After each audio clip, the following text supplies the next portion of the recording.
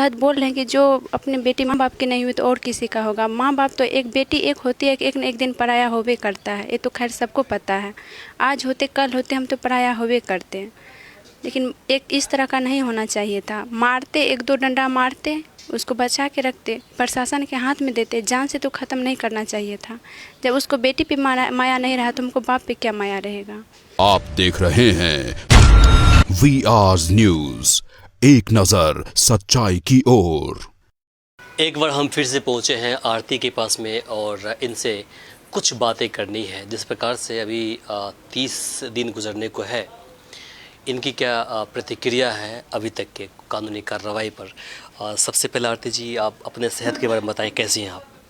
पहले से ठीक है सेहत पहले से सही है जी।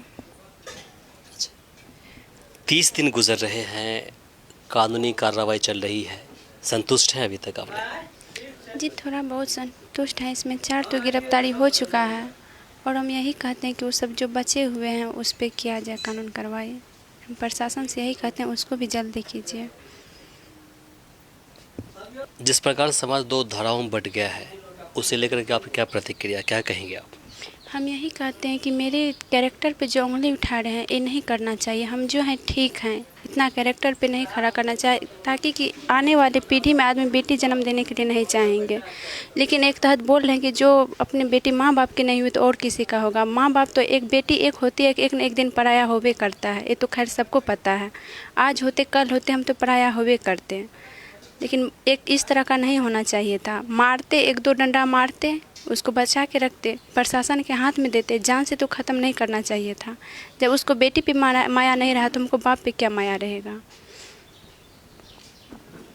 आज के दौर में जब व्यक्ति चांद पर ज़मीन ले रहे हैं, बसने की बातें कर रहे हैं, वही समाज के अंदर कुछ लोग ऐसे हैं जो अभी भी पुराने ख़यालात में ज़िंदगी जी रहे हैं।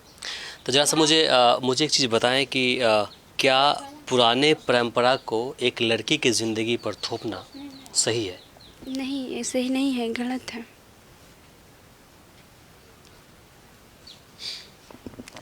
आखिर में आप क्या कहेंगी? आपके जो चाहने वाले हैं, जो ये चाहते हैं कि आपको इंसाफ मिले, उन्हें क्या करना चाहेंगे आप? हम यही कहते कि सब सहयोग दीजिए लड़ाई में। हम लड़ाई लड़ेंगे जब तक न्याय नहीं मिलेगा हमको। तो अभी आपने सुना, ये आरती जी थी और जिन्होंने अपनी बातें रखी है। हम यहाँ पर 30वें दिन पहुँचे हैं आरती के पास में, यह जानने के लिए कि कैसी इनकी तबीयत है। चूँकि हमारे दर्शक लगातार इस बात को लेकर कमेंट कर रहे थे कि आप आरती के पास पहुँचें और उनकी ख़बर खैरियत लें कि वो कैसी हैं, स्वस्थ हैं या फिर किसी प्रकार की उन्हें दिक्कत तकलीफ़ें हैं।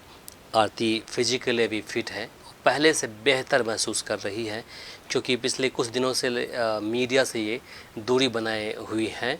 वजह क्या था कि आपको मैं बताया था कि जो डॉक्टर था उनका सलाह था कि ये किसी मीडिया के बीच में ना आए। वहाँ पर अनेक तरह की उल्टे सीधे सवालात का सामना करना पड़ता है। इसकी वजह से पुरानी बातों को फिर से ताज़ा करके ये दिमाग पर ज़्यादा असर पड़ता है। यही वजह है कि ये काफ़ी परेशान हो जाती थी बीच में। तो अब जाकर के कम से कम एक हफ़्ते से जब मीडिया वाला इनके पास नहीं आ रहे हैं तो ये स्वस्थ महसूस कर रही हैं। लेकिन अभी तक टेंशन उस बात को लेकर के है कि 29 दिन गुजर गए, 30वां दिन में घुस रहे हैं, लेकिन अभी तक पुलिस और प्रशासन की ओर से सिर्फ 4 व्यक्ति की गिरफ़्तारी हुई है। उसमें भी कि 4 की गिरफ़्तारी में से 2 व्यक्तियों को आम लोगों ने घटना के दिन ही पुलिस के हवाले किया था और बाकी के 2 व्यक्ति खुद सरेंडर किया था कोर्ट में जाकर।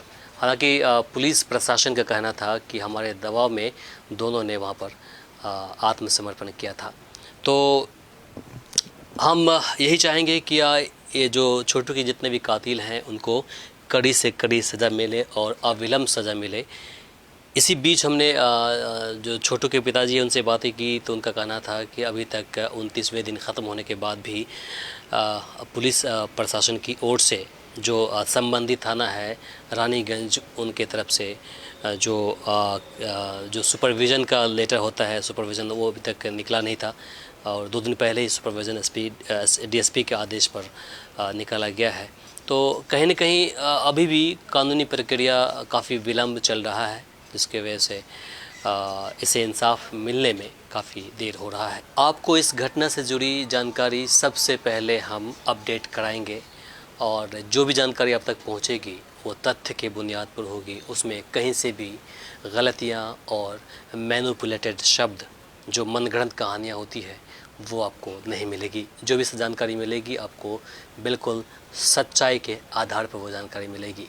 इसलिए हम चाहेंगे कि आप अगर हमें फेसबुक पर देख रहे हैं तो पेज को फॉलो कर लें, लाइक कर लें, और अगर आप हमें यूट्यूब पर देख रहे हैं तो चैनल को सब्सक्राइब करना बिल्कुल ना भूलें। बाकी अगर आप हमें ट्विटर पे देख रहे हैं, इंस्टाग्राम पर देख रहे हैं तो इसी प्रकार से आप उसे फॉलो कर लें। इस पूरे प्रकरण पर आपकी क्या प्रतिक्रिया है कमेंट बॉक्स में लिखकर ज़रूर बताएं। फिलहाल के लिए मुझे इमरान को और सहयोगी आज़ाद को दीजिए यहीं पर इजाज़त। नमस्कार।